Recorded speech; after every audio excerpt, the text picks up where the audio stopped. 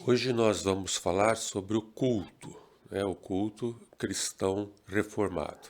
Essa vai ser a penúltima aula do curso, só tem mais uma na próxima segunda-feira. Então vamos estar vendo um pouco sobre o culto e vamos começar definindo algumas coisas, para a gente estar falando a mesma língua. Primeira coisa, a questão de adoração. O que é adoração? Eu defini aqui a adoração como sendo uma atitude interna nossa, uma condição interna. A origem da palavra, adoração, é de beijo, beijar, aquele beijo de adoração que a gente vê às vezes em filmes, ou quando uma pessoa beija a mão da rainha, do rei, do papa, né? Então essa é a ideia. O beijo é um símbolo, né? No sentido religioso, a adoração ocorre quando uma pessoa reconhece que alguém lhe é superior e que as coisas que acontecem em sua vida estão nas mãos desse ser superior, o qual passa então a ser o seu Deus. Então, qualquer coisa que uma pessoa considera como sendo a causa de sua existência passa a ser um Deus para ela. E ela passa a adorar, essa coisa ou essa pessoa.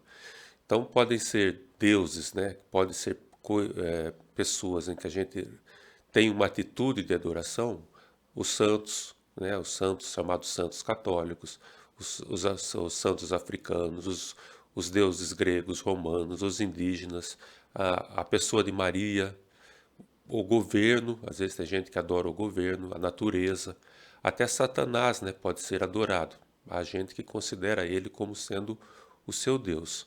Ou então a própria pessoa, o próprio ego ou o dinheiro. Então, qualquer coisa que alguém adore, que coloque num valor nela como sendo importante, suprema, de importância suprema para a sua vida, aquela pessoa passa a ser um Deus para ela e as suas atitudes para com ela, por causa daquilo que ela sente internamente, é uma atitude de adoração, simbolizada, antigamente por esse beijo dado na mão. Agora, quando a gente está falando adoração a Deus, então agora a adoração correta, nós estamos então nos referindo a uma atitude de submissão nossa, e pequenez nossa diante de Deus.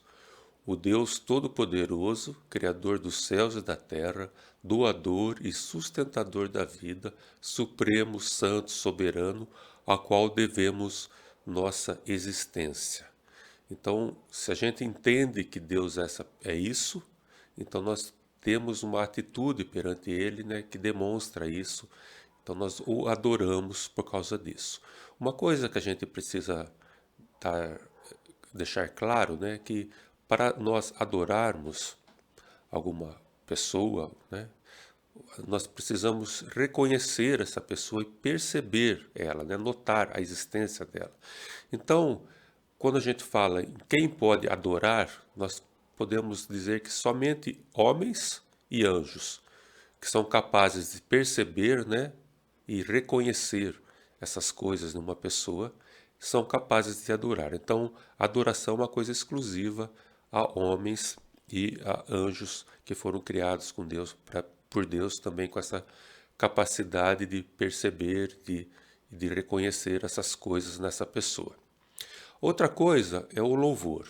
Louvar quer dizer falar bem, exaltar. Falar bem de alguém, isso é louvar. Então existe louvor a homens, nós podemos louvar pessoas, não tem nada de errado nisso, falar bem de pessoas, exaltar certas pessoas, mas nós temos que tomar certos cuidados, porque o louvor ao homem tem um limite, não pode passar de um certo limite. Mas, de uma maneira geral, enquanto a adoração não deve ser feita a homens, o louvor pode ser feito a homens desde que não ultrapasse os limites que próprios para isso.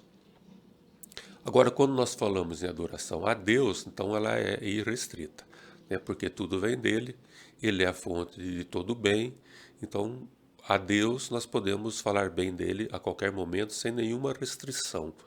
Então, o louvor a Deus é sem restrição alguma. Nós vamos definir aqui agora dois tipos de louvor. duas maneiras, né, em que existe louvor. O primeiro eu chamo de louvor geral, ou seja, um louvor que a criação presta a Deus. Esse louvor é um louvor indireto. O que quer dizer com isso? Não é que a criação louva a Deus, porque na verdade ela faz aquilo que ela foi programada para fazer. Então não há uma atitude dela em querer falar ou querer exaltar. Ela simplesmente faz aquilo para o qual ela foi programada para fazer. Mas, como diz o texto aqui no Salmo 19, fala bem isso: ó, os céus proclamam a glória de Deus, o firmamento anuncia as obras de suas mãos, um dia discursa a outro dia, uma noite revela conhecimento a outra noite, não há linguagem, não há palavras, não se ouve nenhum som. No entanto, por toda a terra se faz ouvir a sua voz, e as suas palavras até aos confins do mundo. O que eu digo que esse louvor geral da toda a criação é indireto? Porque ele existe, porque nós que somos pessoas capazes de perceber a Deus, nós olhamos para essas coisas que Deus faz. Aqui no caso está falando da criação, né, dos astros, e nós percebemos a grandeza de Deus através dessa criação. O mesmo acontece com um passarinho que a gente ouve cantando, né? O passarinho não está ele louvando a Deus, ele está cumprindo um, um ato programado, ele faz parte da natureza, ele não pensa para fazer aquilo, ele não tem a intenção. Mas quando nós olhamos para um passarinho cantando e vemos a maravilha que é, a beleza, como é interessante, né? As diferenças que tem, nós falamos, puxa, como Deus é maravilhoso, olha o que Deus fez. Então, dessa maneira, a criação está louvando a Deus, porque nós vemos e nós, que percebemos a Deus, louvamos a Ele. Agora, existe uma outra maneira, que eu chamo de uma maneira especial, não que essa outra não seja, mas que essa especial porque está condicionado ao querer louvar e ao reconhecer os motivos do louvor. Ou seja, está incluído a vontade nossa e a nossa razão. Então eu vou falar bem de Deus porque eu quero louvá-lo, tenho vontade de fazer isso e porque eu encontro motivos para fazer isso. Então, logicamente, né, enquanto o louvor geral toda a criação faz, o louvor especial só homens e anjos são capazes de fazer. Só os homens e os anjos podem reconhecer, né, os motivos de louvor e querer louvar a Deus. Então essa é a primeira definição, tá? Nós vimos adoração e vimos o que é louvor. Agora vamos falar sobre o que é o culto. A palavra culto, né, no grego, latreia, quer dizer serviço. Né? Inclusive, em algumas línguas, por exemplo, no inglês, é assim mesmo que se refere ao culto, como serviço. Né? No inglês, a palavra é serviço mesmo, direto. Então, isso é culto, é um serviço, ou seja, uma ação que a gente faz, uma ação feita por pessoas que percebem a Deus, reconhecem sua dependência dele e o exalta por tudo o que ele é e faz. Existe uma diferença, então, entre o culto e a adoração e o louvor.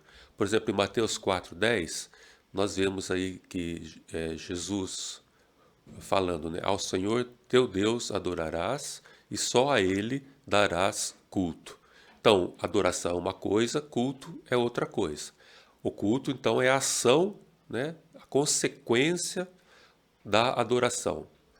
Quando a pessoa pode adorar sem cultuar, mas ela não pode cultuar, né, sem adorar. Mas a diferença então é essa, né? O culto é uma ação que eu faço. E quando a gente fala em ação e olhamos para o culto reformado, o culto cristão, nós vemos então que o culto é feito, existem coisas, ações que são feitas. O culto cristão não é um culto meditativo, contemplativo, né, que fica, como a gente vê, né, as pessoas sentadas, meditando, sem falar nada, sem pensar, né, aquela de contemplação. Não, o culto nosso é um culto onde nós vamos louvar a Deus, né, perceber o que ele faz e falar para ele. Então é um culto que tem ações e ele só é feito de uma maneira correta quando nós agimos. Então não tem, né, essa ideia de contemplação num culto cristão, tá? Ele tem que ter ações nesse culto. Então, quais são os tipos de culto? Então, agora que nós vamos ver, já que culto é esse serviço que nós prestamos. Nós vamos dividir então também o culto de duas maneiras. Um culto comum e um culto especial. Eu vou explicar o que estou querendo dizer com isso. O que seria o culto comum? Culto comum é aquele culto que está relatado aqui em Romanos 12:1. Rogo-vos, pois, irmãos, pela misericórdia de Deus, que apresenteis o vosso corpo por sacrifício vivo, santo e agradável a Deus, que é o vosso culto racional. Então, esse culto, que eu estou chamando de comum, não no sentido que ele não é especial, mas porque ele é uma maneira mais natural de ser feito, né? Uma coisa mais comum, mais natural. Ele é uma coisa que não é planejada, ele é uma reação aos acontecimentos do dia a dia. O que diz o texto aí de Romanos? Eu vivo de uma maneira, né, agradável e santa perante Deus. Então, tudo que eu faço na minha vida, né, deve ser agradável a Deus. Então, eu reajo àquilo que acontece no meu dia a dia, tudo que me acontece. Eu vou reagindo de uma maneira natural, agradável a Deus, que é de acordo com a vontade de Deus, como Deus gostaria que eu reagisse. Então, esse, né, é o culto do nosso dia a dia. E existe o outro culto, né, que é o culto planejado, onde nós temos a intenção de louvar e adorar, de fazer um serviço, uma ação, onde nós vamos louvar a Deus, adorar a Deus. Então, esse é o culto que a gente vai chamar de especial. Esse culto especial, ele pode ser pessoal, né? E eu mesmo posso ter essa ação de querer louvar e adorar a Deus, fazer algo nesse sentido. Pode ser familiar, de um grupo pequeno, e pode ser corporativo, ou seja, de uma corporação, por exemplo, da igreja. É todo um povo reunido com esse objetivo planejado de exaltar a Deus e falar bem dele. Eu considero, né, que esse culto comum é o culto principal. Por quê? Porque não faz sentido o culto especial se não existir o culto comum. Lá em Romanos, o que está escrito lá no finalzinho lá? Que esse culto, que é a nossa vida por sacrifício vivo, santo, agradável a Deus, é o culto racional, o culto lógico, o culto que faz sentido a Deus. Então não adianta eu ir na igreja, prestar culto, se eu não vivo, né, de uma maneira que agrade a Deus. Não faz sentido, não é lógico. Então, esse culto comum é o culto principal. Deve ser o objetivo da nossa vida, a consequência de tudo que nós fazemos na vida é esse culto do nosso dia a dia, as nossas reações no dia a dia serem santas e agradáveis a Deus. E o culto especial é um culto mais completo, no sentido onde nós podemos fazer muito mais coisas, muito mais ações, coisas que a gente não poderia fazer individualmente, mas nós podemos fazer no culto. Então ele é um culto mais completo, com mais partes, com mais coisas que nós podemos fazer. Pois bem, agora vamos para a base do culto, ou seja, como que a gente, o que é um culto, né? O que realmente a gente precisa considerar no culto? A primeira coisa, a pessoa do adorador, né? E a forma de adoração. São duas coisas que são determinantes para um culto ser um culto correto. Isso, tanto o que Deus quer do adorador, como Ele quer da forma de adoração, está lá em João 4:24. Deus é espírito e importa que os seus adoradores o adorem em espírito e em verdade. O que quer dizer isso, resumindo, bem resumido? Em espírito, né, é aquela parte nossa, da nossa alma.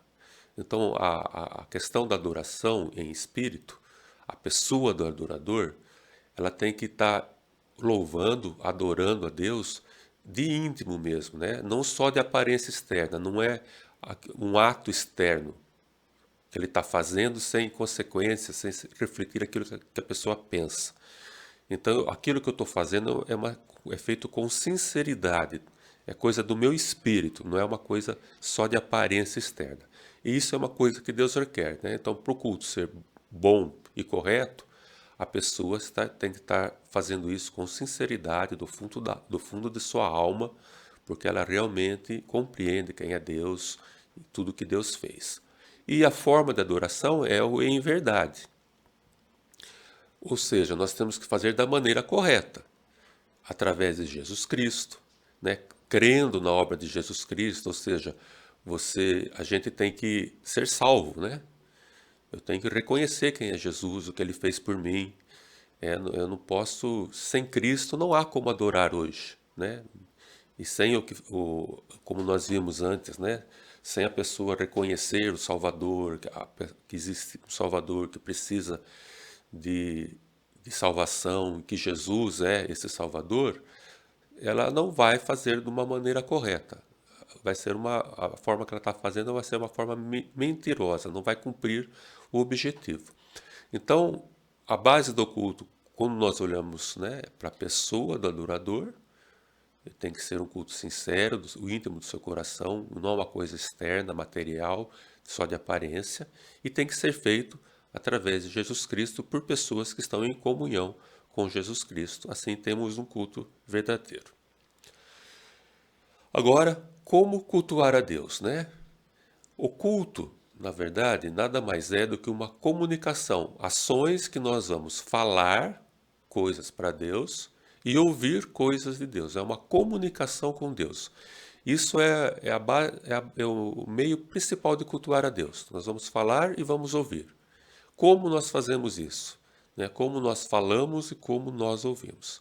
Então, quais são os meios que nós temos para nos comunicar com Deus, para falar, engrandecer a Ele e também ouvir o que Ele tem para falar para a gente?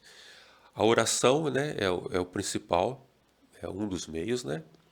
O que é oração, né? No sentido de culto. São frases, né, que nós dizemos para Deus, por quem está cultuando, né? Dirigidas a Deus. Então, a oração dirigida a Deus. O que elas expressam? O que o que a oração deve conter, né? O que nós entendemos sobre Ele, né? Isso está relacionado à nossa adoração. Então, nós falamos para Deus o que Ele é para nós, o que Ele representa para a gente. Nós também falamos o que nós sentimos em relação a Deus. Às vezes, aquilo que Ele nos leva a sentir, por exemplo, nós podemos sentir o pecado, né? Sentir as necessidades também, as coisas que Ele quer que nós precisamos que Ele faça por nós ou pelos outros. Então, o que nós entendemos sobre Deus, o que nós sentimos sobre Deus, nós falamos na oração o que nós necessitamos que Ele nos faça. Tudo isso porque nós reconhecemos que Deus é que está acima de tudo. Outra coisa também, que toda oração deve manifestar nossa disposição em obedecer a Deus. Então, toda oração tem que ser feita com esse propósito, né? Eu quero obedecer a Deus. Eu não vou mandar Deus fazer as coisas. A oração não é feita para eu ordenar nada para Deus. A oração, né, deve sempre estar manifestando a minha disposição em obedecer o que Deus quer. Como eu posso fazer essa oração? Eu posso fazer essa oração falando, né? No culto, né? De forma audível, pode ser silenciosa, eu falando com Deus, mas sem as palavras serem ditas, serem ouvidas, né? Posso fazer oração de olho aberto, de olho fechado, né? Eu posso fazer oração espontânea, que é o jeito mais comum da gente fazer, mas eu posso também ler uma oração, né? Eu posso pensar, eu quero falar, o que eu quero falar para Deus? Vou lá, escrevo o que eu quero falar e faço isso no culto. Não tem nada de errado nisso, desde que aquilo que a gente está falando seja sincero, né? Um bom exemplo de uma oração lida ou decorada, né, é a oração do Pai Nosso, né? Lá nós repetimos a mesma frase sempre. Tem alguma coisa errada nisso? Não. Desde que cada vez que a gente esteja fazendo aquilo, nós estejamos realmente pensando naquilo que nós estamos fazendo. mas pode ser feita sem nenhum problema. Outra coisa, então, que faz parte do culto é a leitura da Bíblia. Quando nós lemos a palavra de Deus, para ouvir de Deus, né? Ou para falarmos também, quando nós lemos a Bíblia, nós podemos falar para Deus, porque existem textos ali que são dirigidos a Deus na Bíblia, não somente a nós. Nós falamos com a mínima intervenção humana, né? Só tem o tradutor ali que traduziu para a gente lá do grego e do hebraico. Então, quando eu estou lendo a palavra, eu estou ouvindo de Deus e falando para Deus o que Ele escreveu. Diretamente aquilo que Ele falou, o que Ele quer que a gente ouça. Nós ouvimos diretamente de Deus. Essa leitura também pode ser feita de várias maneiras, né? Tanto individualmente como coletiva, como a gente faz às vezes na igreja, olhando todo mundo falando junto. Pode ser responsiva, alternada, não interessa como nós fazemos, desde que a gente faça pensando no que nós estamos fazendo e realmente disposto a aprender ou a falar aquilo que estamos dizendo. Esses dois meios, né, tanto a oração quanto a leitura, são a base do culto pessoal familiar. Se eu estou na minha casa com minha família, ou se eu estou em casa sozinho, se eu oro, se eu leio a Bíblia, eu estou cultuando a Deus e isso é um culto completo. Não há necessidade de mais nada além disso, se eu estou sozinho na minha casa. Claro que quando eu leio, eu medito naquilo que eu leio, né? Eu não é simplesmente ler um texto sem pensar naquilo que foi dito. Então há uma certa meditação naquilo que a gente fala.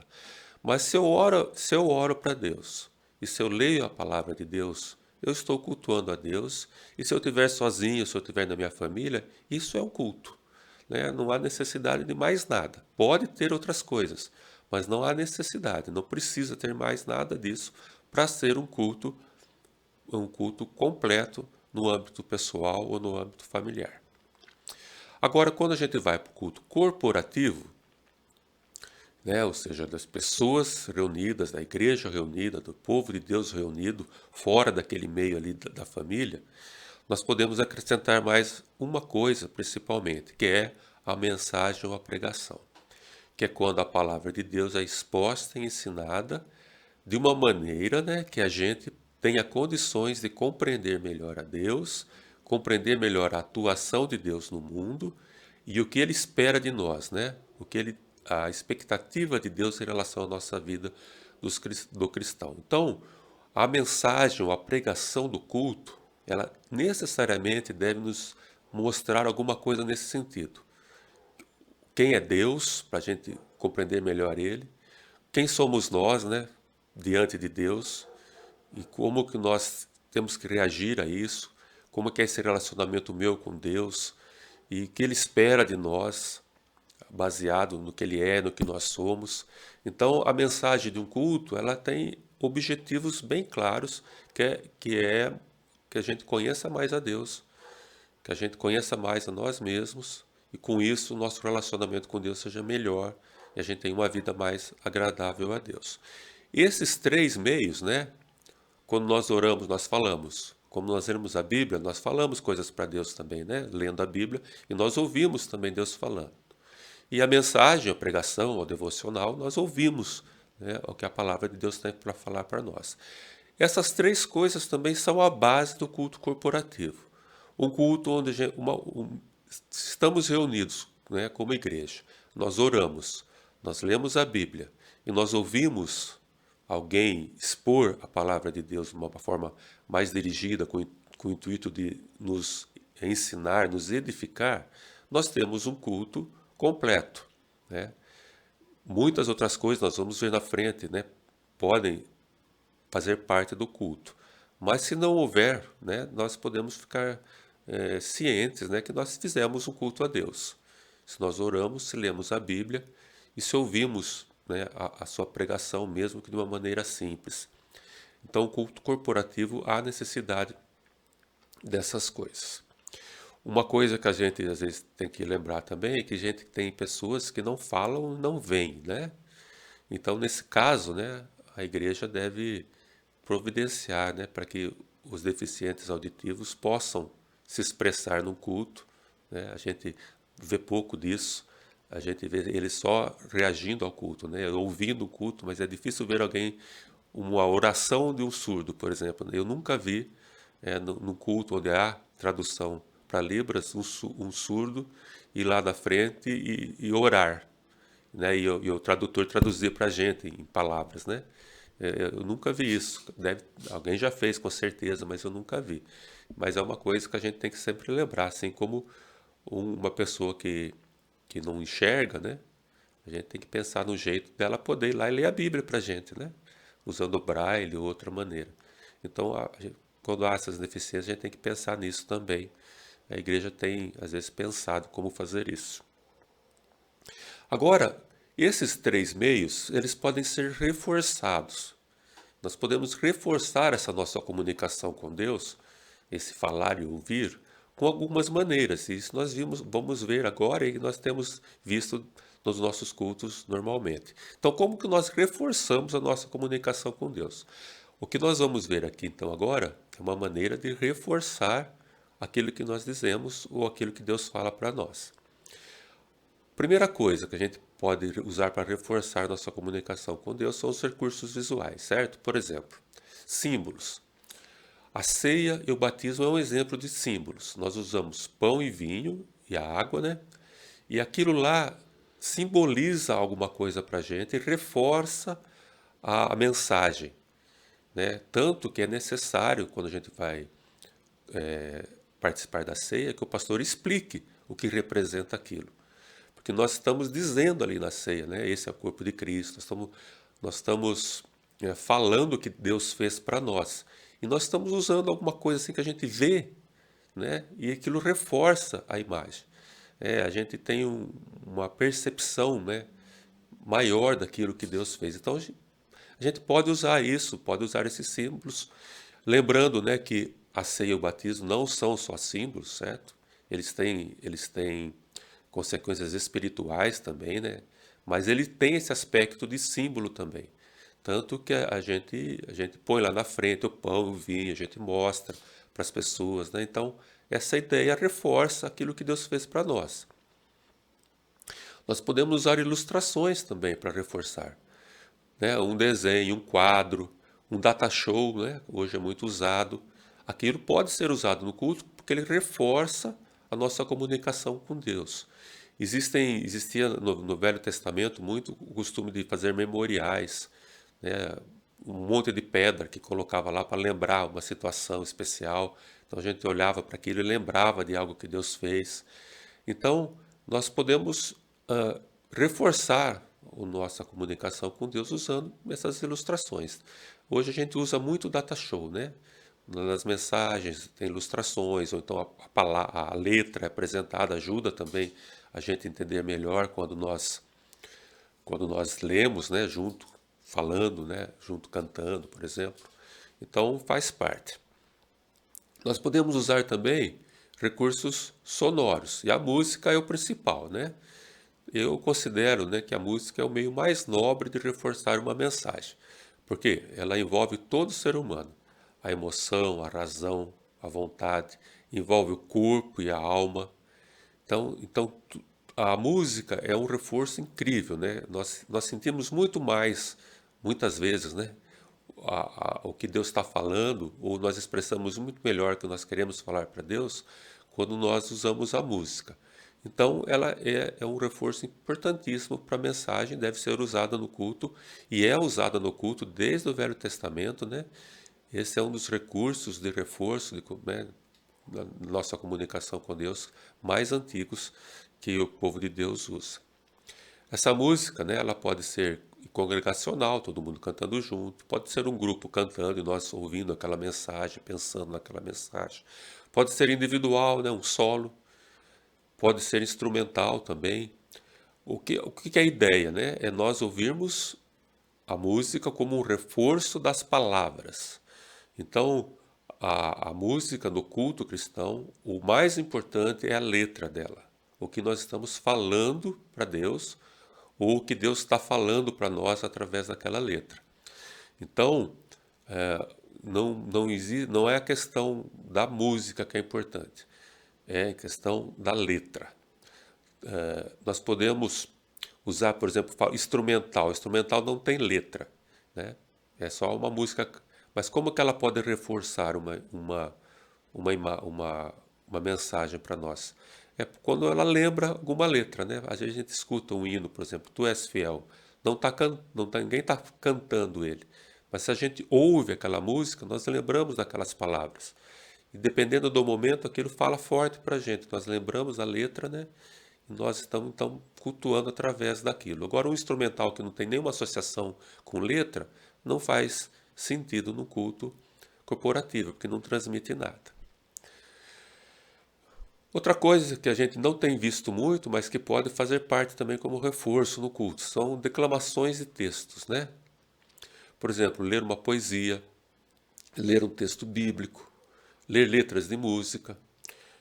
Isso é o que a gente faz quando a gente lê o livro de Salmos, né? O livro de Salmos é um livro de música ou de poesia. Nem tudo que está no Salmo é música, mas tudo é poesia. Então, quando a gente está lendo o Salmo, nós estamos declamando o texto. Lemos uma poesia, né? Estamos lendo letra de música. Então, é uma maneira também da gente reforçar a ideia. E tem experiência de pessoas, por exemplo, declamando algumas poesias que falam forte com a gente, muito mais, né, do que se a gente tivesse só lendo ali de qualquer maneira uma palavra, um texto ou um texto bíblico. Então, isso são maneiras da gente pode reforçar a nossa comunicação no culto. Então, tudo isso pode fazer parte do culto como um meio de reforço da nossa comunicação com Deus. Agora, quais os cuidados que a gente tem que tomar quando a gente fala em reforço de comunicação? Primeiro, verificar se realmente aquilo que a gente está fazendo reforça a mensagem, né? O que aquilo ajuda? Ele está reforçando mesmo? Eu posso falar, não, eu faço isso vai fazer eu perceber melhor aquela mensagem? Então a gente tem que ver isso primeiro. Outra coisa, se não distrai. Por exemplo, eu estou usando um data show. Lá no meio do data show, né, pode acontecer aqui também, né, eu dando o curso aqui para vocês. Tem palavras escritas erradas em português. Isso distrai. Em vez de reforçar a comunicação, atrapalha. Então a gente tem que tomar cuidado, porque aquilo que a gente faz não distraia, né, a mensagem. E uma outra coisa, se aquilo que a gente está fazendo está transmitindo a mesma mensagem a todos, né? Às vezes a gente acha que aquilo que nós fazemos no culto, ali para reforçar a nossa comunicação com Deus, está reforçando a mensagem e às vezes não está. Nós não sabemos. Um exemplo, vou dar só um exemplo, porque é uma coisa que é uma coisa que a igreja presbiteriana tratou disso. A questão, por exemplo, da dança no culto, da dança chamada dança litúrgica. Vamos aplicar esses 3 itens nela, né? Ela realmente reforça a imagem. O que ela reforça? Alguém é capaz, né, de definir claramente no que aquilo reforça a mensagem? Ela distrai, né? A gente olha, poxa, isso eu tenho certeza, distrai, né? Às vezes a gente distrai por vários motivos. Nós podemos nos distrair quando tem essa chamada dança litúrgica. Outra coisa, transmite a mesma mensagem a todos? O que aquele movimento ali está representando, está transmitindo? Eu estou entendendo a mesma coisa que o meu irmão que está do meu lado, daquela mensagem que a dança está transmitindo?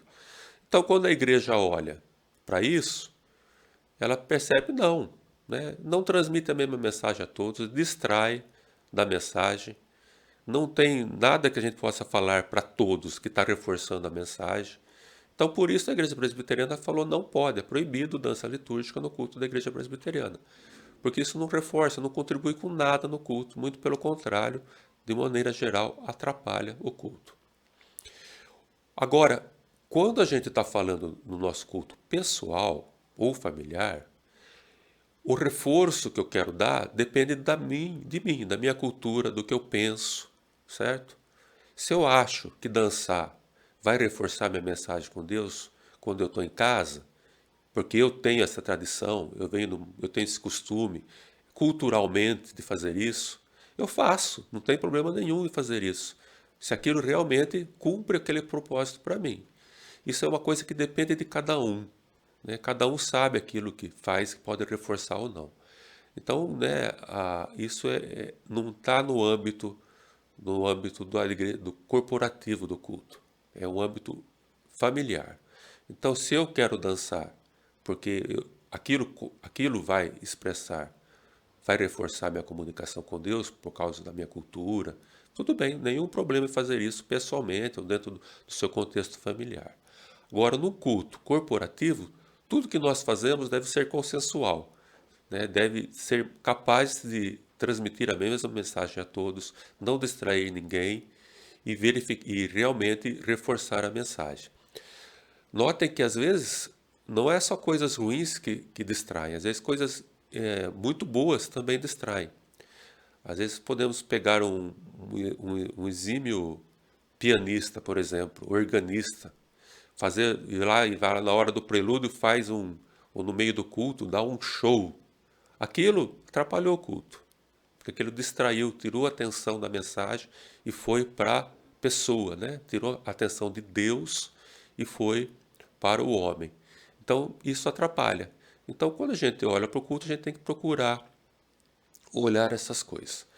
Lembrando que o culto é uma maneira de nós comunicarmos com Deus, de agirmos, de exaltar o nome dele, falar bem dele e ouvir o que ele tem a falar para nós. Agora eu fiz um quadrinho aqui só para fazer uma comparação do que acontece entre o culto e o que acontece, por exemplo, no relacionamento do marido. Eu pus só do marido aqui em relação à esposa, né? Só para a gente ter uma noção, né, como isso pode ser relacionado com o culto. Por exemplo, o culto do dia a dia. O que é importante na vida, no culto? Uma vida obedecendo aos mandamentos de Deus e um comportamento agradável a Deus. Isso é o que é importante. O que é importante no casamento? O marido ser fiel, cuidar da esposa, respeitar e amar. Isso ela tem que fazer no dia a dia, não tem que ficar pensando para fazer essas coisas. Isso tem que ser uma reação natural da vida dele. Agora, eu não devo ficar só nisso, né? Tanto, por exemplo, na vida com a minha esposa. Eu amo a minha esposa, tá? Eu sou fiel, eu cuido dela, eu respeito, mas só faço isso. Eu não faço nenhuma ação para demonstrar isso para ela, né? Isso é ruim. Então, o culto é essa ação que a gente faz, né? Por exemplo, no casamento nós precisamos conversar, né? Para conhecer mais as pessoas. No culto nós precisamos ler a Bíblia, precisamos orar, ouvir a mensagem. Temos que fazer isso tudo com sinceridade, certo? De maneira correta, né? E demonstrar em ações. O que a gente tem que fazer com o marido em relação à esposa? É dar um presente, né? Sair para jantar, né? Dar flores. Eu conheço homens extremamente fiéis a Deus, fiel à esposa, né? Cuida da esposa, respeita, ama a esposa, mas eu nunca vi levando para jantar, dando um presente, né? Eu nunca vi, né? Os mais antigos isso era muito comum, né? Acontecer isso. Então, é a mesma coisa, uma vida com Deus sem culto é parecido com esse marido que não faz nada para demonstrar seu amor à esposa. Então, o culto é essa maneira, né, da gente demonstrar em ações aquilo que nós temos que fazer. Qual o resultado disso, né? No caso do culto, mais obediência a Deus, uma vida mais agradável a Deus. Qual a consequência para o marido quando ele age assim, né? Ele tem aumenta a fidelidade, aumenta o cuidado, aumenta o respeito, aumenta o amor. Daí volta lá para trás, né? Vira um círculo, né? Volta de novo, a nossa vida diária melhora, nossa obediência a Deus melhora, nosso comportamento agradável a Deus fica melhor, daí a gente vai fazer ações melhores, vamos compreender mais a Deus, vamos louvar melhor a Deus. Então vira um círculo vicioso, círculo virtuoso, né? A nossa vida dia a dia vai melhorando e as nossas ações vão melhorando também, nós vamos ter mais motivos, mais coisas para agradar a Deus, para louvar a Deus, nós conhecemos mais a Deus, vamos ver muito mais coisa, muito mais pecado na nossa vida que nós queremos deixar. E isso volta para a nossa vida diária, vamos viver mais, agradando a Deus melhor, vamos estar mais em comunhão com Deus e assim vai a nossa vida. Então, essa é a função do culto. Nós precisamos, então, olhar para o culto dessa maneira, né? Com esse objetivo, fazer ações e que reflitam o que nós pensamos sobre Deus. Da mesma maneira, nós devemos conhecer mais a Deus com isso, e isso vai levar a nossa vida diária ser mais agradável a Deus, mais de acordo com o que Deus quer de nós. Então, o culto é indispensável, né, na vida cristã. Se nós não cultuamos a Deus, a nossa vida cristã corre o risco de ficar parada, de ir para trás, de piorar. Então, sempre, né, nós devemos estar cultuando a Deus. Existem, né, diferenças. Por exemplo, o culto pessoal, ou o culto familiar, embora ele não seja tão completo quanto o culto corporativo, ele tem a vantagem de ser pode ser mais frequente, né? Ele pode ser um culto mais constante.